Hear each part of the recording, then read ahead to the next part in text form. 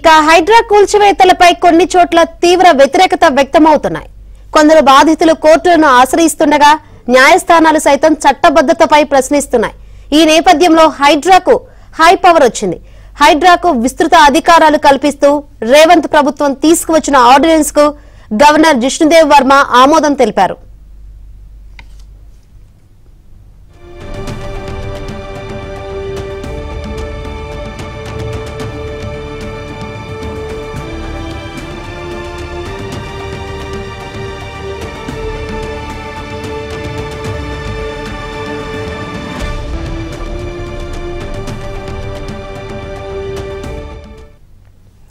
Governor ఆమోదంతో ఇక నుంచి హైడ్రా చేపట్టబోయే అన్ని కూల్చివేతలు కార్యకలాపాలకు చట్టబద్దత లభించింది.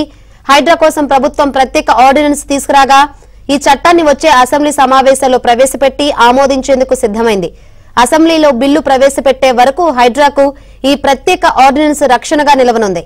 ఇటీవల తెలంగాణ ప్రభుత్వం రూపొందించిన ఈ ఆర్డినెన్స్ పై గవర్నర్ జిష్ణుదేవ్ పలు సందేహాలు వ్యక్తం చేశారు. ఆ సందేహాలను మున్సిపల్ శాఖ ముఖ్య కార్యదర్శి దానకిషోర్ నివృత్తి చేయడంతో తాజాగా గవర్నర్ ఆమోద ముద్ర వేశారు.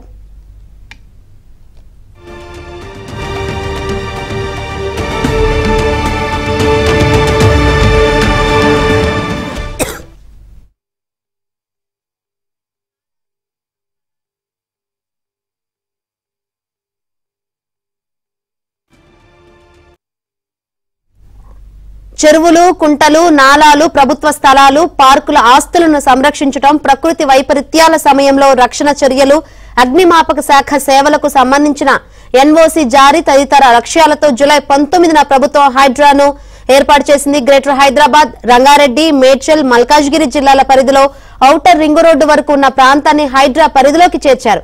హైడ్రా ఆధ్వర్యంలో ఇప్పటికే అనేక కూల్చివేతలు చేపట్టగా తాజాగా ఆర్డినెన్స్ మరిన్ని అధికారాలు హైడ్రాకు వచ్చాయి. ఇటీవల హైడ్రాకు స్పెషల్ సిబ్బందిని కూడా నియమించారు.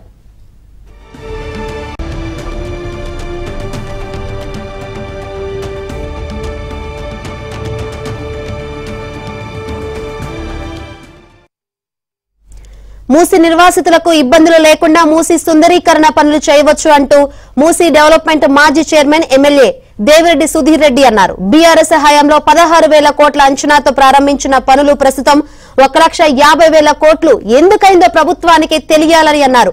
మూసీ బాధితులపైకి రేవంత్ బుల్డోజర్లు వస్తే ముందుగా తమను దాటి వెళ్లాలని చెబుతున్న మూసీ రివర్ డెవలప్మెంట్ మాజీ చైర్మన్ ఎమ్మెల్యే సుధీర్ రెడ్డితో మా ప్రతినిధి Numan face to face.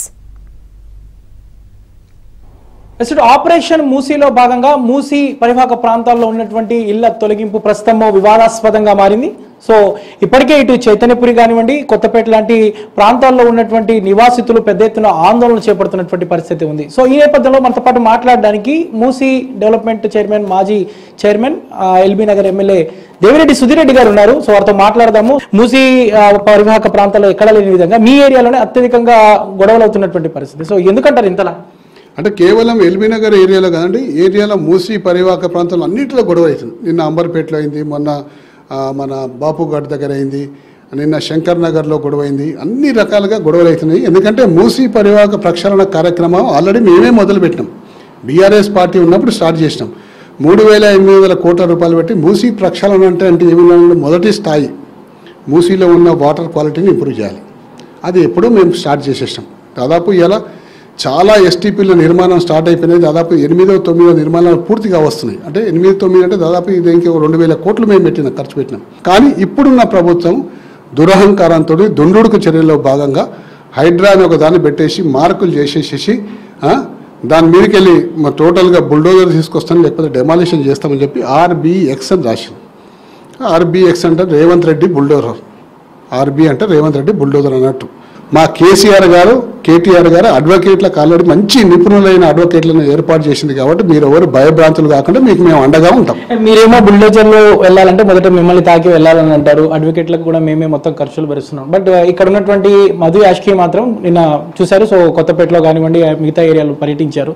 So నేనే నేరుగా వాదిస్తాను, దానికి అవసరమైనంత నేనే చూసుకుంటాను, ఎవరికి కూడా ఇబ్బందికి గురకావాల్సిన అవసరం లేదని కాంగ్రెస్ పార్టీ ప్రచార కమిటీ చైర్మన్గా ఉన్నటువంటి మధు యాష్కి చెప్తున్నటువంటి పరిస్థితి. దాన్ని ఎలా చూస్తారు, ఏం చెప్తారు? అంటే మధు యాష్కి గారు ఆల్రెడీ అన్ని పార్టీలు ప్రతిపక్ష పార్టీలు పోయినాక తప్పనిసరి పోవాల్సిన పరిస్థితి ఏర్పడ్డది కాబట్టి పోయింది ఆయన. లేకపోతే పోయిండు, ఒక మాట చెప్పిండు, సంతోషం. కానీ ఇప్పుడు రాబోయే రోజుల్లో మధు యాష్కి యొక్క చర్యలు ఏ విధంగా ఉంటాయో గమనించండి మీరు. మీ సమయంలో ఏదైతే 16,000 కోట్లతో ఉన్నటువంటి ప్రాజెక్టు ఒకేసారిగా 1,60,000 కోట్ల వరకు వెళ్ళిపోవడం యొక్క ప్రధాన కారణం ఏంటి? అంటే అంతలా ఒకేసారి అంత వ్యయం పెంచడం వెనుక కారణం ఏమనుకుంటున్నారు? అందరికీ ఒక అనుమానాలు వస్తున్నాయి. 1,50,000 కోట్లు ఎందుకు అయిపోయింది?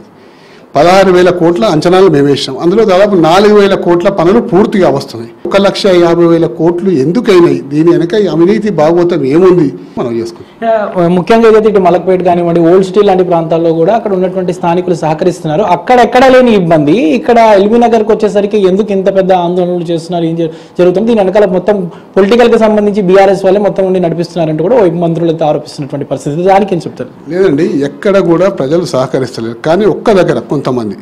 ఫైనల్ గా ఏం చెప్తారండి ముఖ్యంగా మీ ఎల్బీ నగర్ నియోజకవర్గంలో ఉన్నటువంటి మూసీ పరివాహక ప్రాంతం? ఏదైనా సరే ప్రజలకు మెప్పించి ఒప్పించి వాళ్ళతోటి అనేక దఫాలుగా మీటింగ్లు పెట్టుండి ప్రభుత్వం ఇన్వాల్వ్ కావాలి, ప్రభుత్వ పెద్దలు రావాలి.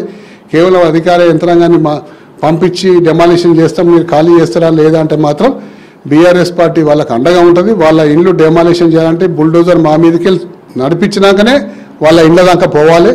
దానికి ఏమాత్రం కూడా వెనకాడేది లేదని కూడా ఈ సందర్భంగా మనం చేసుకుంటాం. మొత్తానికైతే ప్రజలను మూసీ పరివాహక ప్రాంతాల్లో ఉన్నటువంటి ప్రజలను మెప్పించి ఒప్పించిన తర్వాతనే ఏదైతే ఫర్దర్ గా చర్యలు తీసుకోవాల్సిందే తప్ప సో ప్రజలను ఇబ్బందులు గురి చేసే విధంగా చర్యలు తీసుకుంటే మాత్రమే ఎట్టి పరిస్థితుల్లో ఉపేక్షించమంటూ కూడా మూసీ రివర్ ఫ్రంట్ డెవలప్మెంట్ మాజీ chairman LB Nagar MLA Devireddy Sudheer Reddy చెప్తున్నారు. వీడియో జర్నలిస్ట్ శ్యామ్తో నుమానియా, ఆంధ్రజ్యోతి, హైదరాబాద్.